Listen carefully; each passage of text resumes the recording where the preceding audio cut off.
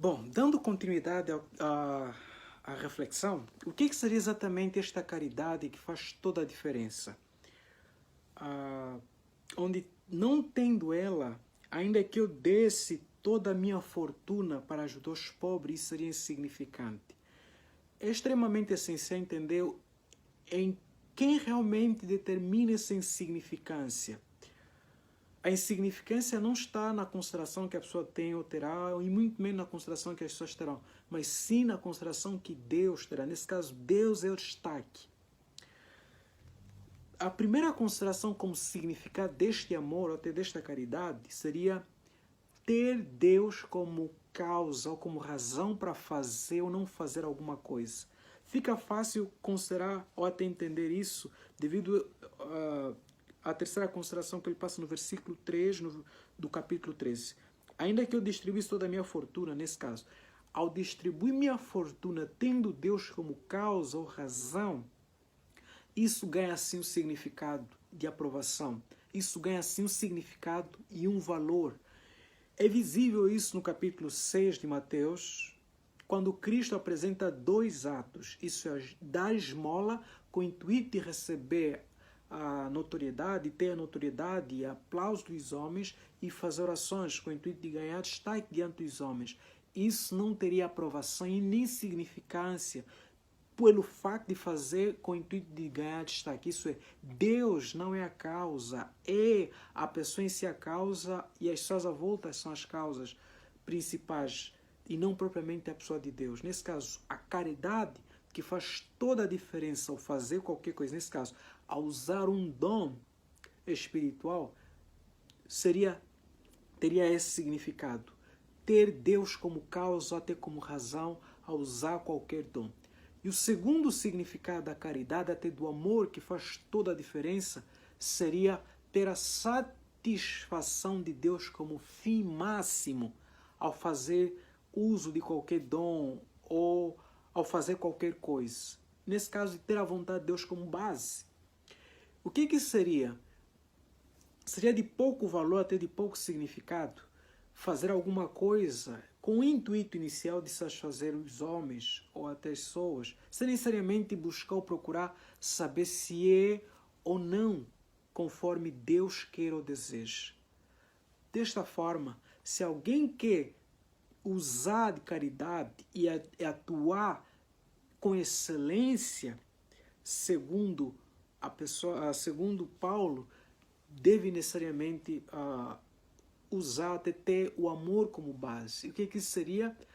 Ter a pessoa de Deus como razão para fazer alguma coisa.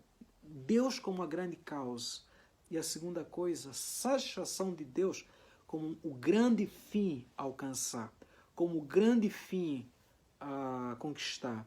Isso exigiria considerar a vontade de Deus ao fazer qualquer coisa. Isso é como base norteadora. E considerando essas duas coisas, Deus como causa ao fazer alguma coisa, a satisfação de Deus como fim máximo a alcançar, tendo a vontade dele como base, seria muito mais fácil alcançar, proporcionar satisfação à pessoa de Deus e ter Deus como razão, como centro nas minhas atividades do que qualquer outra coisa. E desta forma, ao considerar isto, Paulo muda o seu discurso no capítulo 14. Nesse caso, ele não recomenda a igreja seguir primeiro a buscar com zelo os dons. Primeiro sigam a caridade. Neste caso, sigam a caridade, o que seria considerem, tenham Deus como base e a satisfação dele como fim, tendo a vontade dele como fundamento, ou como norte, como base para definir onde e como caminhar. E como consequência, procurem com zelo os dons espirituais.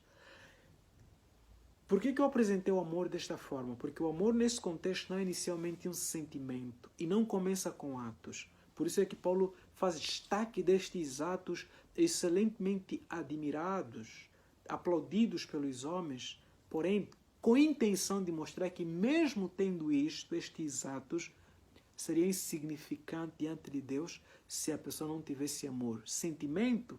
Não. Ato? Não.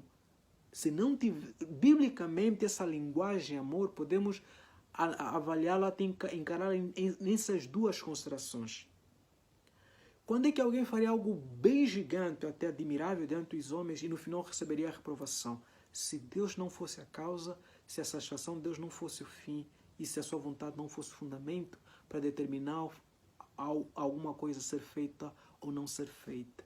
Isso é bem visível nos evangelhos, é bem visível nas outras cartas dos apóstolos, nas cartas pastorais, é visível. Desta forma, o amor, que é a base ou o fundamento que determina a excelência de qualquer ato, está centrada na pessoa de Deus e na sua satisfação. Nesse caso, Deus como causa e a sua satisfação como fim ao fazer qualquer coisa. Espero que isso sirva de edificação e proporcione edificação a todos que ouvirão. Que Deus nos abençoe e nos agracie para vivermos desta forma.